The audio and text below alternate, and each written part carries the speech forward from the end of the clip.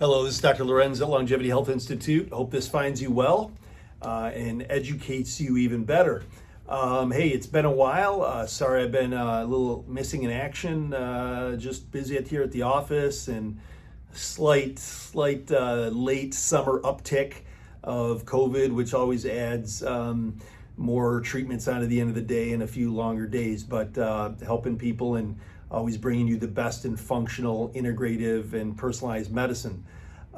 So let me go over a couple things. I got a few supplements here that I wanted to review with you, and why? Because one of my practitioners, I just hired recently a new nurse practitioner and a physician, and we were going through some things, and they were kind of like asking me some questions about why I do this, why I do that, why I look at some metrics, labs and stuff a little bit differently than maybe others, and where I focus, and I'm going to share that with you so that not only do you have the knowledge, but you can take it to your doctor, your provider, hopefully somebody that's going to look a little bit more detailed and have a little bit of care and spend a little time so that you can be optimal, okay?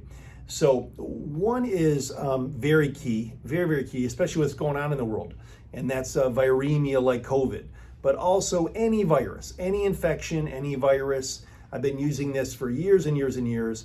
We love it here, and that is a silver, a water-soluble, small parts per million silver compound, and that is a technology that is very small parts per million, 23 parts per million, and it is safe to use nasally as a nasal spray, sublingually, ingesting it, because why? It's antimicrobial.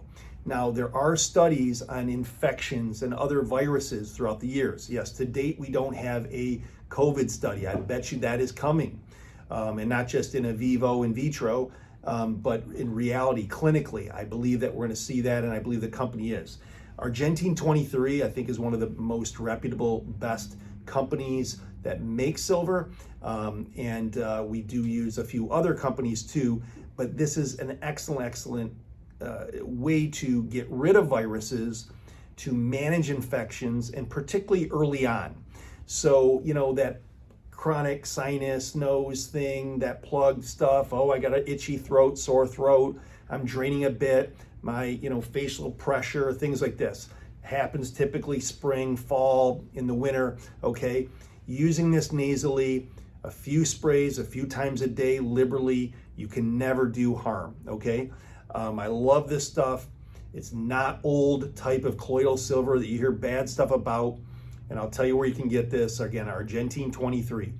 Excellent stuff, and I have thousands of patients use this and swear by it, okay? Again, not the only type of silver we use here, but one of my favorite, okay? But it is, why? It's safe. Always first in medicine, what do we take the oath of? Do no harm. And help, right? Okay, do no harm first. You're not gonna harm anything, and I swear that you're gonna kill viruses, bacteria, yeast, you name it, and we affect this in many areas, including the oral mouth for like thrush, sinus, leaky gut when somebody has candida, and yes, viruses. In fact, when I fly and I travel and I'm in big groups, even currently, I use silver all the time, okay? One other thing is a type of product that is a type of iron. Now, I'll tell you about that in a second, but one thing, and you've heard me in other videos talk about, is about, when you are tired and when you're fatigued, no matter what is going on with you, I promise you, if you have low iron, if you have low ferritin, which is your iron store, if you can't transport oxygen well on your hemoglobin molecule, okay, you are going to be fatigued, especially with any type of exertion, stair climbing, exercise, walking a lot, or whatever, okay? Because you can't transport oxygen, okay? Well, or efficiently, I should say. So you have to evaluate someone's ferritin or iron store, okay? You don't have to be extremely anemic to really, have that effect where that causes some fatigue. The other key part about iron is this, is that iron is a direct feeder to the thyroid gland to produce T3, particularly. And also that is a big part of your thyroid function, and that has affect metabolism and energy and everything, okay? Well, often here in the office, we see people that have ferritins that are normal, and you've heard me talk before about, you know, normal reference ranges, but also about being optimal. Well, let's just say this is the reference range, which is, that's another video to watch about that. Okay, optimal reference ranges in laboratories and evaluating those. But here's the range. You don't need to be at the top of your ferritin or your iron store, but many people come in, women mostly, because of menstruating, the volume of their digestive surface, the type of foods they pick, so absorption. Long story short, they'll have in the basement low ferritins. They'll have a ferritin of 25, 35, 20, 18, okay? And we really want to see these more like 50, 60, 65.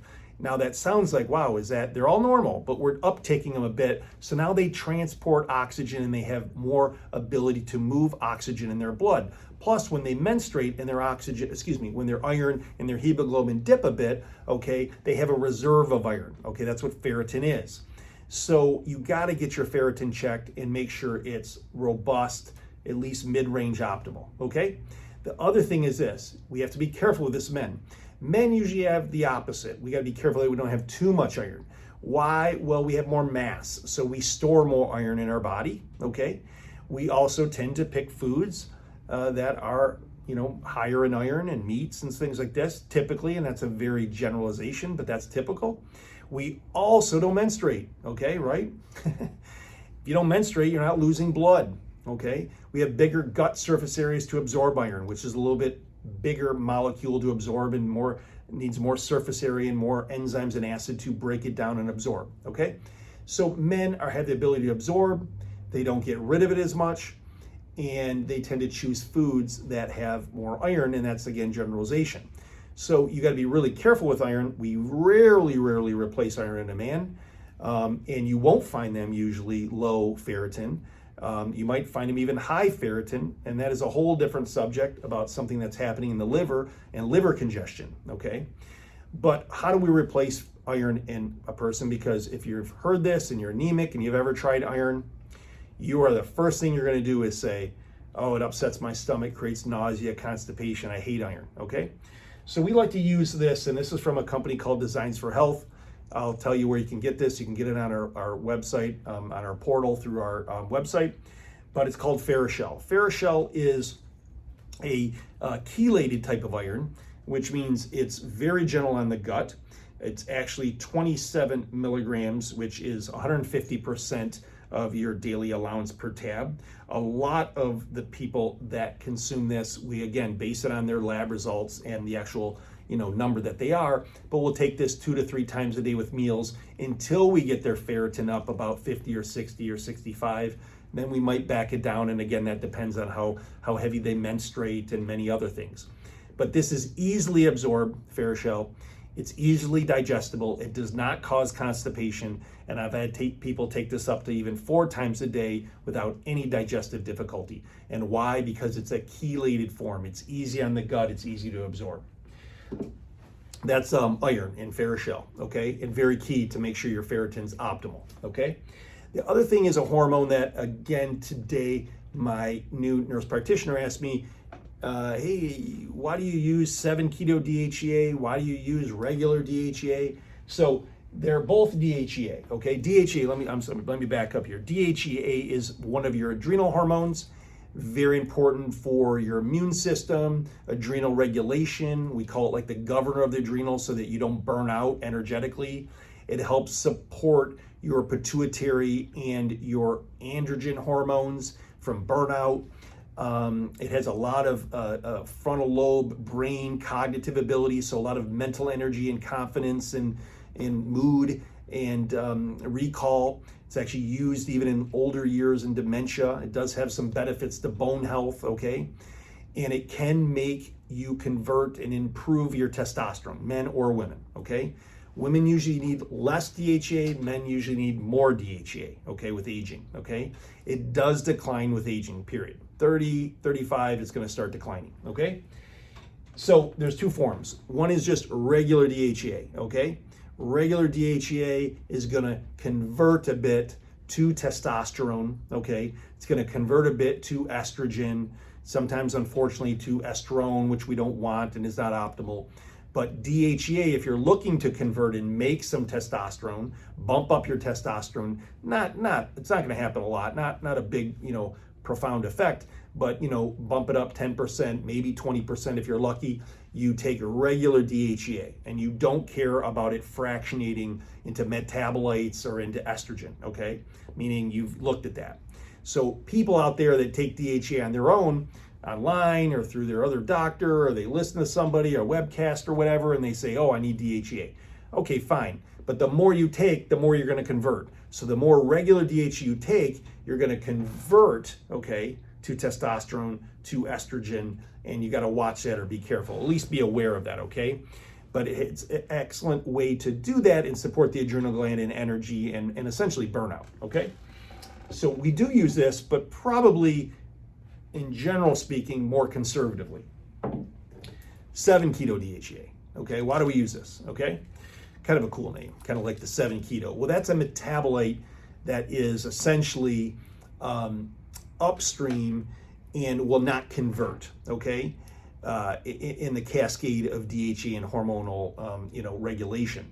Meaning that this will not convert, so 7-keto DHEA will stay DHEA, 7-keto. So you're getting all the things you read about DHEA are still real, adrenally, energy, brain function, immunity, etc., okay, adrenal governor support, etc. But you're not going to convert to testosterone. You're not going to convert at all to estrogen, which in my opinion, a lot of times is a good thing because that means it's controlled, okay? So we can have somebody, this is a 50 milligram dose, which might be a typical moderate dose for a man. We can use 50 or 100 milligrams very safely, very effectively, even 150 in a man. And we can use 25 or 10 or even up to 50 in a woman of this. And it works very efficiently without converting to testosterone and estrogen and all that, okay? And this is 7-keto DHEA, okay? If you want that conversion, then you're going to use same dosing essentially, but regular DHEA, okay? Now we have all these on all these products that I mentioned and went over here with you on our website. That's Longevity Health Institute Inc. That's inc.com. Go to the supplement shop. You can click on that. That's a portal for all the things that we carry in our office that we recommend, medical grade, professional grade stuff. And you need a link in there. That's the link or password. Creating an account is health. And you can order what you want and things that I talk about on here, okay? There's other ways to get this too through the company sometimes. We don't usually recommend going to Amazon only because you can get expired stuff or stuff that has been kind of ripped off and not really effective, or the shelf life has been burnt out, or the batches have been bad and somehow they've been put on the black market. So just be aware of that. But anyway, these are excellent products for excellent purposes and very personalized, and we often use here, and that's why my practitioners brought it up to me today, and we were kind of said, hey, this would be a good topic to talk about. So very, very, very key things that help everybody, or at least should be appreciated by everybody out there for health and wellness and being optimal. So again, Dr. Lewerenz, Longevity Health Institute, many practitioners here with me, adding a physician, adding locations, growing to bring you the best in regenerative, personalized, functional medicine.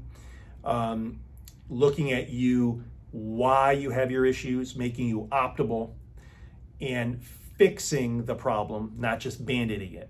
And I told somebody this earlier today, and they kind of looked at me weird and kind of laughed and then go, hey, wait, I get that. And I said, yeah, if medicine in America was like this more, we'd all be healthier. The healthcare system would be more accepted, embraced.